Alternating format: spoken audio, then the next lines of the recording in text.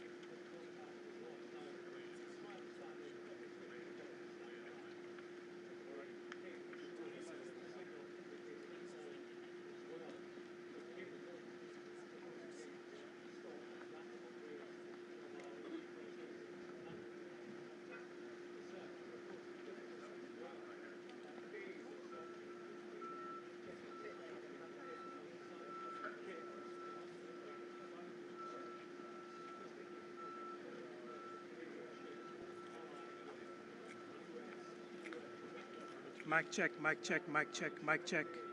Microphone check, mic check. Microphone check. Mic check, mic check.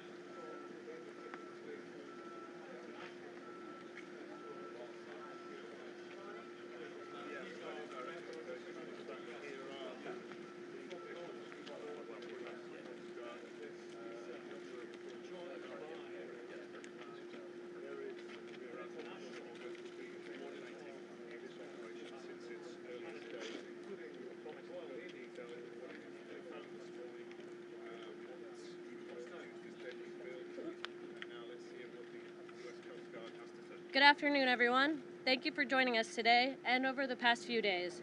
This afternoon, Rear Admiral John Mauger will be providing an update on the most recent findings from ROV operations in search of the Titan submersible. He will provide a brief statement and provide the opportunity for questions after. Please limit your questions to one per outlet. Following the briefing, the Joint Information Center staff and I will be here to help you with any of your further needs. May I now please introduce Rear Admiral John Mauger.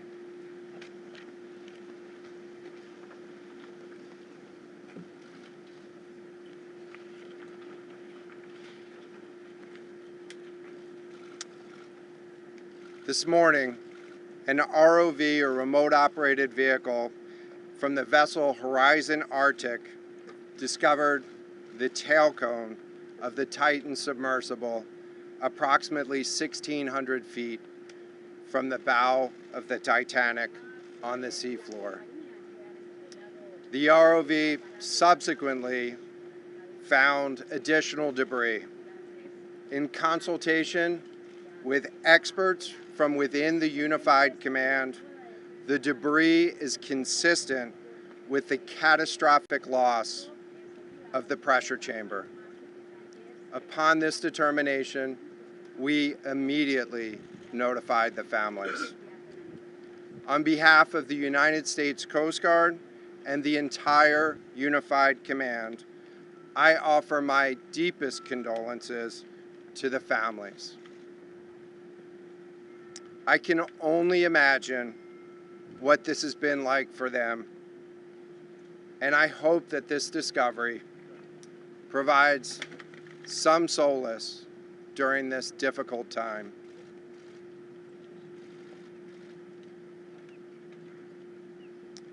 Additionally, we've been in close contact with the British and French consuls general to ensure that they are fully apprised and that their concerns are being addressed.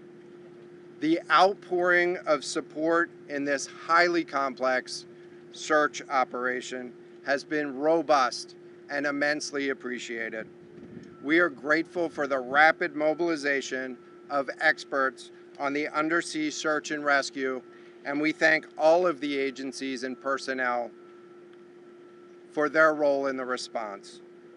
We're also incredibly grateful for the full spectrum of international assistance that's been provided. The ROVs will remain on scene and continue to gather information. Again, our most heartfelt condolences go out to the loved ones of the crew.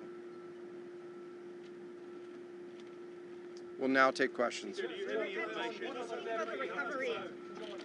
Admiral, can you talk about the delay in reporting the vessel missing and what impact that had on the search?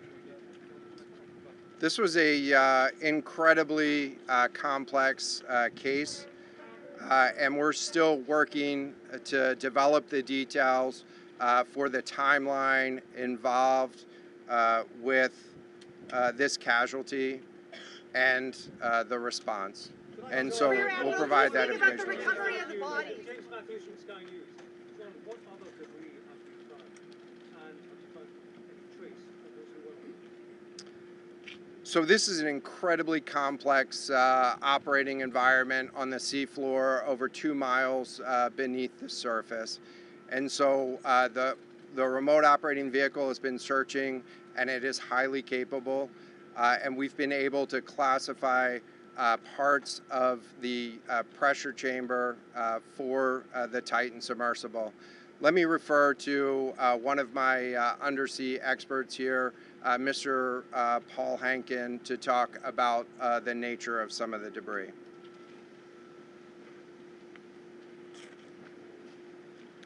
Thank you, Admiral. So essentially we found 5 different major pieces of debris that told us that it was the remains of the Titan. The initial thing we found was the nose cone, which was outside of the pressure hull. We then found a large debris field.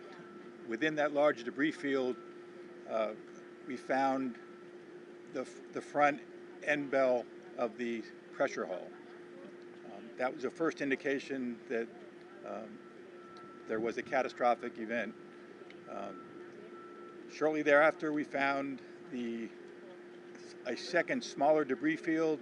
Within that debris field, we found the other end of the pressure hull, the aft end bell, which was basically comprised of the totality of that pressure vessel. We continue to map the debris field, and as the Admiral said, we will do the best we can to fully map out what's down there. Thanks, Paul. Yes, sir. Go ahead. It's a very difficult question to ask, but it will be an important one for the families, of course. What are the prospects of recovering the bodies of the missing people? So the questions was related. I'm restating the question from the standpoint of sometimes it's hard to hear the question here. What are the prospects for recovering crew members? And so this is a incredibly unforgiving environment down there on the seafloor. And the debris is consistent with a catastrophic implosion of the vessel. And so we'll continue to work and continue to search the area down there, but I don't have an answer for prospects at this time. Admiral, it's Tom Costello with NBC News. Is there any suggestion, any suggestion at all that the sub itself collided with the wreckage of Titanic, or that instead it might have imploded above the wreckage and then rained down nearby? So the question was, is there any question as to whether or not the sub collided with the Titanic or whether it imploded above and debris field created from that? So the location of the Titan submersible was in an area that was approximately 1,600 feet from the wreck of the Titanic.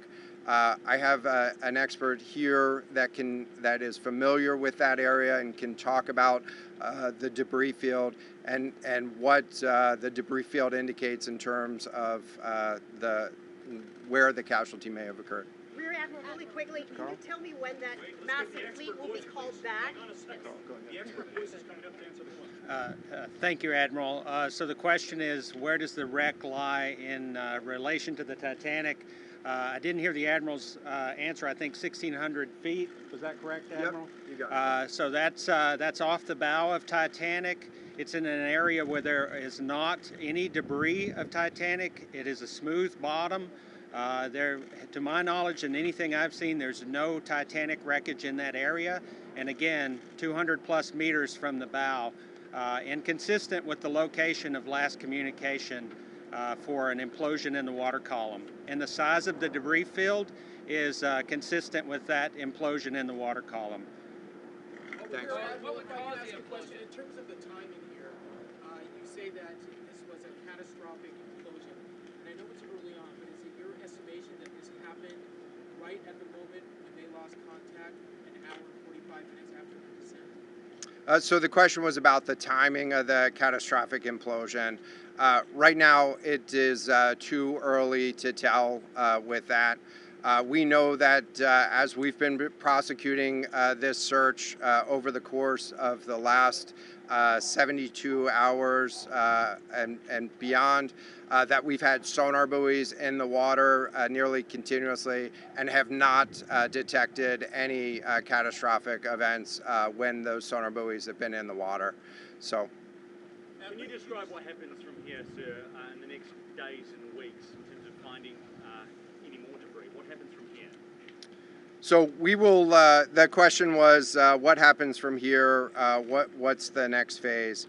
And so right now, again, our thoughts are with the families and making sure that they have an understanding as best as we can provide of what happened and begin to find some closure. In terms of the large process, we're going to continue to investigate the site of the debris field. And then I know that there's also a lot of questions about how, why, and when did this happen. And so, you know, those are questions that we will collect as much information as we can on now, while the governments are meeting and discussing, you know, what an investigation of this nature of a casualty might look like. This is something that happened, I'll just remind everybody, this is something that happened in a remote portion of the ocean with people from, you know, several different countries around the world. And so it is a complex case to work through, but I'm confident that those questions will begin to get answered.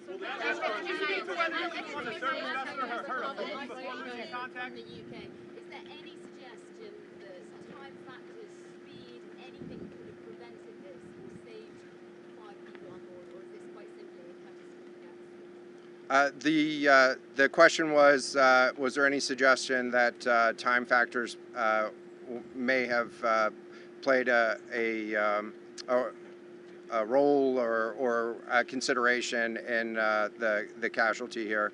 And so the debris field is consistent with a catastrophic implosion of the vessel. Again, while we were prosecuting the search, we had listening devices in the water throughout and did not hear any signs of catastrophic failure from those. And so we're going to continue to investigate, or we're going to continue to document the information there and understand, based on all the information we have, the timeline.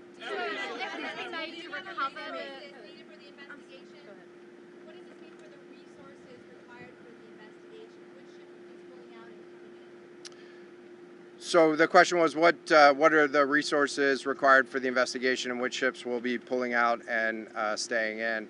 And so it's too early for me to talk about an investigation. That's a decision that's going to be taken outside of the search and efforts that I was leading. But we do have a number of vessels. We have 9 vessels on the scene right now. We had medical personnel on scene. We had other technicians on scene.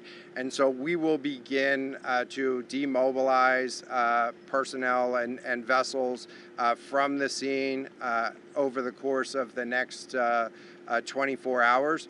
But we're going to continue remote operations on the sea floor. And I don't have a timeline for when we would intend to stop remote operations on the seafloor at this point. Admiral, as a result of this, do you think there should be changes in the way these are safety rated or inspected so that this won't happen again? Yeah, the question was essentially about do you think that there should be changes in safety ratings or inspection for these standards? I know that there's a lot of questions about why, how, when this happened, and the members of the Unified Command, have those questions too, as professionals and experts that work in this environment. And this is an incredibly difficult and dangerous environment to work in out there. But those questions about the regulations that apply and the standards, that's going to be, I'm sure, focus of future review. Right now, we're focused on documenting the scene and continuing the subfloor operation. We don't know the timing here, but there was the banging noises yesterday that redirected and redeployed the ROVs to this area. Is there anything conclusive in those noises, and did that redirection and then finding this debris field today all help? So throughout the search efforts, we reacted to the information that we had available to us, and while we continued to send it off for deeper analysis. Again, really complex operating environment for us to work in. Let me check with the experts, but there doesn't appear to be any connection between the noises and the location on the seafloor. Again, this was a catastrophic implosion of the vessel, which would have generated a significant broadband sound down there that the sonar buoys would have picked up. This will be the last question. Can I just ask you about your comment regarding the families?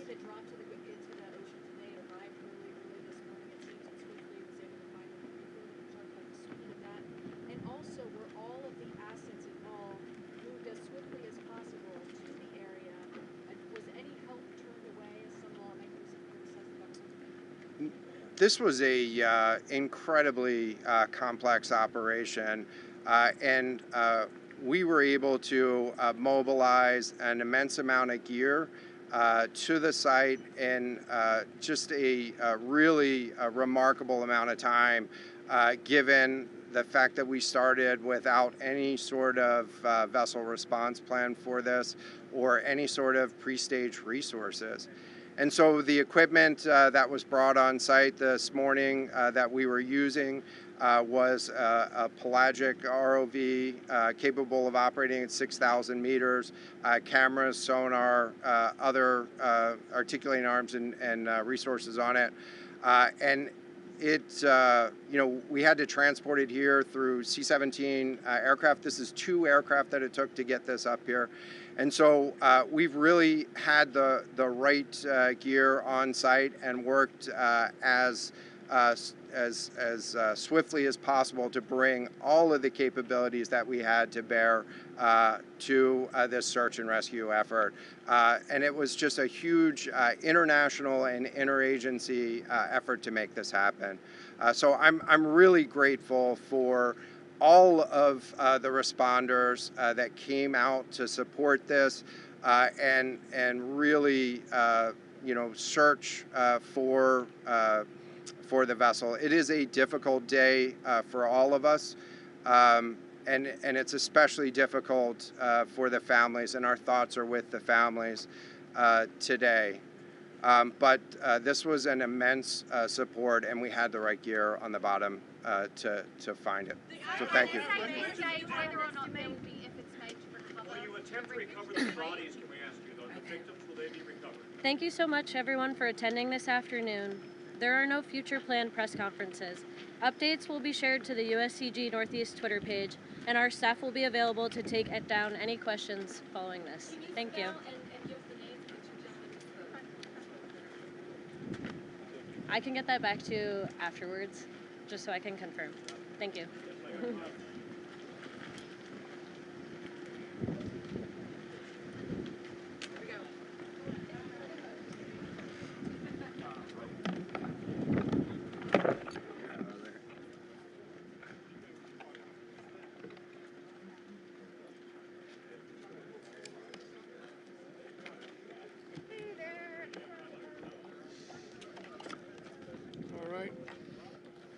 Thank you, one and all.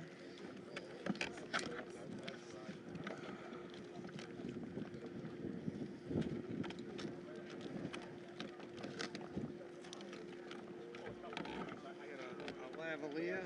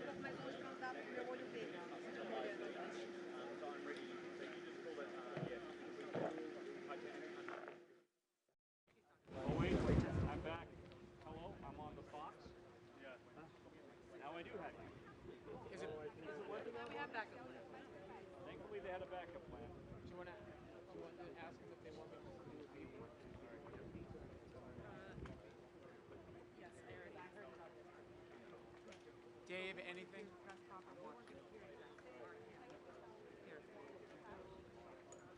Yeah, it'll just be a beeper then. Is my camera working? Can you see me? Well, yesterday was a little different. I was listening Okay, to Fox. they're gonna do it. Okay. Okay, got it. Got it.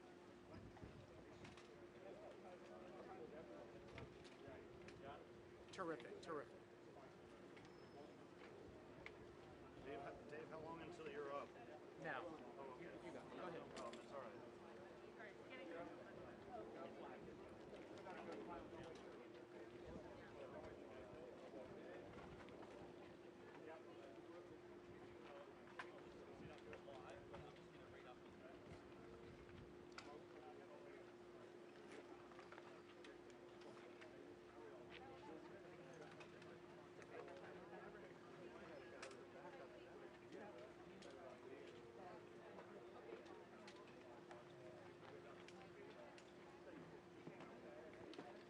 Right, they're going to leave some of those remotely operated vehicles, at that site. But in addition to that, as you heard the Rear Admiral say not a short while ago, they will begin to demobilize some of their assets over the next 48 hours. At one point during the briefing, I did specifically ask the Rear Admiral, after he described this as a catastrophic implosion, about timing, because you remember when the Titan began its descent early Sunday morning, it was about 1 hour and 45 minutes into its descent when all of a sudden it lost contact with the surface ship. And so I asked him, do they believe that this quote-unquote catastrophic implosion happened at that moment? He couldn't give a definitive answer. There needs to be more investigation into that. But what I can tell you is he also said that they had dropped sonar buoys all throughout that particular area. And the sonar buoys, he said, did not pick up any sounds that would indicate some type of catastrophic implosion, at least at that time. So that seems to suggest, again, I caution the investigation now underway, but that seems to suggest that this catastrophic implosion may have occurred at that particular moment.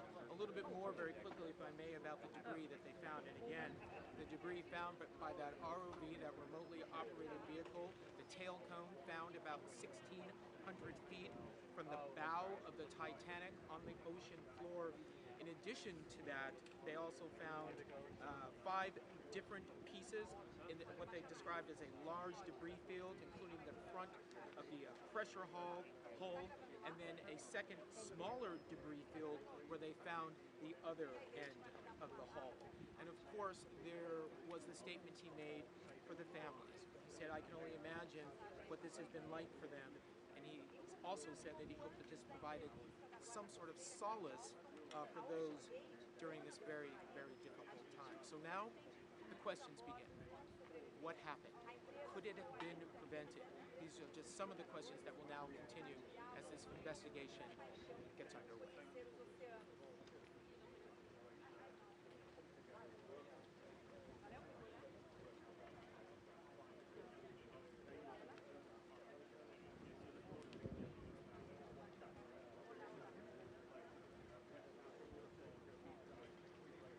That is correct.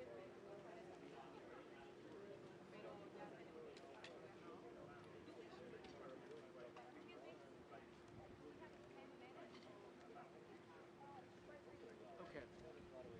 Yeah, we needed someone to block them. He literally walked right in the middle of my shot. What an idiot. Sorry. What? He walked right in my shot. I was like, I'm trying to block him and talk at the same time. Did he walk Thank in front you. of the I camera? hope that worked. Maybe they just took a... I don't think he walked in front of the shot. Okay. I think he walked in my shot. I was like, no, he didn't. Sorry. I was like, get out. Okay. All right. So now we're getting kicked out. We're getting kicked out. Okay. Let's hey, go. hi, Miss Bonnie.